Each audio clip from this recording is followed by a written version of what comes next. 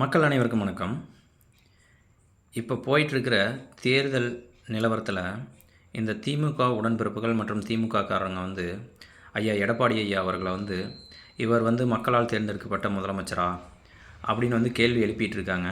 அதை தான் அவங்க தாரக மந்திரமாகவே சொல்லிகிட்டு இருக்காங்க. இவர் மக்களால் தேர்ந்தெடுக்கப்படாத முதலமைச்சர், இவர் என்னத்தை செஞ்சார், நாங்கள் தான் மக்களால் தேர்ந்தெடுக்கப்பட்ட முதலமைச்சர், நாங்கள் தான் நிறைய பண்ணிகிட்ருக்கோம் அப்படின்னு ஒரு பொய்யான பிரச்சாரத்தை பண்ணிகிட்ருக்கீங்க. நான் ஒன்று கேட்குறேன், ஐயா எடப்பாடி ஐயா மக்களால் தேர்ந்தெடுக்கப்படலை தான், ஓகேவா, ஒத்துக்கிறேங்க, மக்களால் தேர்ந்தெடுக்கப்படலை தான். ஆனால் கொரோனா காலகட்டத்தில் அதை மக்களில் ஒருவராக இருந்து அவர் மக்களால் தேர்ந்தெடுக்கப்படலை, ஆனால் மக்களில் ஒருவராக இருந்து அந்த கொரோனாவை எப்படி கையாளணும் அப்படின்னு கையாண்டாருங்க. அதுக்கப்புறம் 11 மெடிக்கல் காலேஜ் அவர் கொண்டு வந்தாருங்க. ஆனால் அந்த 11 மெடிக்கல் காலேஜையும் எதை சொல்லுவாங்க பார்த்தீங்களா, பிள்ளை பக்கிறது ஒருத்தன் இன்ஷியல் சேர்த்துக்குவாங்க அப்படின்ட்டு. அந்த மாதிரி நீங்கள் உங்களுடைய இன்ஷியலை அந்த 11 மெடிக்கல் காலேஜுக்கு சேர்த்துக்கிட்டீங்க. ஆனால் ஐயா எடப்பாடி ஐயா மக்களால் தேர்ந்தெடுக்கப்பட்டது தான், ஆனால் மக்களுக்கு என்ன வேணும் அப்படிங்கிறத தெரிஞ்சு அந்த 11 மெடிக்கல் காலேஜை கொண்டு வந்தார். அதே மாதிரி அவர் மக்களால் தேர்ந்தெடுக்கப்படலதாங்க. ஆனால் அவருடைய ஆட்சி காலத்தில் இந்த போதை ப்ளஸ் கற்பழிப்பு இதெல்லாம் சுத்தமாகவே இல்லை. அந்த மாதிரி எந்த ஒரு அநாகரிகமான செயலோ இல்லை அட்டூழியமோ எதுவுமே நடக்கலை. ஆனால் நீங்கள் மக்களால் தேர்ந்தெடுக்கப்பட்ட முதலமைச்சர், ஏன்னா நீங்கள் மக்களால் தேர்ந்தெடுக்கப்பட்ட முதலமைச்சர், உங்களுடைய ஆட்சி காலத்தில் என்ன நடந்துகிட்ருக்கு, எங்கே பார்த்தாலும் கொலை கொள்ளை கற்பழிப்பு இதுதான் நடந்துகிட்ருக்கு. அதுக்கு எக்ஸாம்பிள் நிறைய இருக்குது.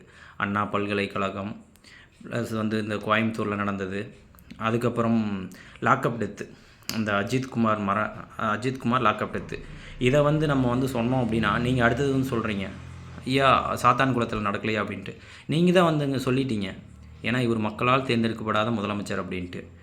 அவர் மக்களால் தேர்ந்தெடுக்கப்படலை தான். ஆனால் அந்த சாத்தான்குளம் இஷ்யூ அது யாருடைய ஆட்சி காலத்தில் நடந்தாலும் தப்பு தான், புரியுதுங்களா? ஆனால் உங்களுடைய ஆட்சி காலத்தில் ஒன்று நடக்குது அப்படின்னா அதை திருப்பி கேட்டோம் அப்படின்னா நீங்கள் ஏன் உங்களுடைய ஆட்சி காலத்தில் நடக்கலையா அப்படின்னு கேட்குறீங்க. அப்போ நீங்களே ஒத்துக்கிறீங்க பார்த்தீங்களா, அவர் சிறப்பாக மக்கள் முதலமைச்சர் அப்படிங்கிறத நீங்கள் ஒத்துக்கிறீங்க.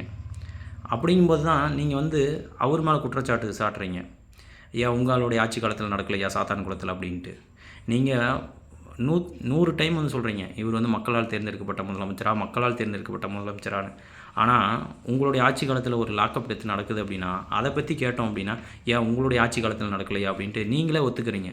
அவர் மக்களால் தேர்ந்தெடுக்கப்படாட்டியும் மக்களில் ஒருவரான முதலமைச்சர் அப்படிங்கிறத நீங்கள் ஒத்துக்கிறீங்க. இதுதாங்க திமுக உடன்பிறப்புகளே, நீங்கள் நல்லா தெரிஞ்சுக்காங்க.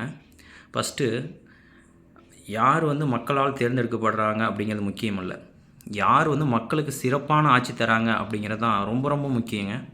நிறைய திட்டங்கள் இருக்குது. ஏன்னா நீங்கள் மக்களால் தேர்ந்தெடுக்கப்பட்ட முதலமைச்சர் அப்படின்னு காலரை தூக்கி விட்டுக்கிறீங்க. நீங்கள் கொடுத்த வாக்குறுதிகள் ஏதாவது நிறைவேற்றிருக்கீங்களா?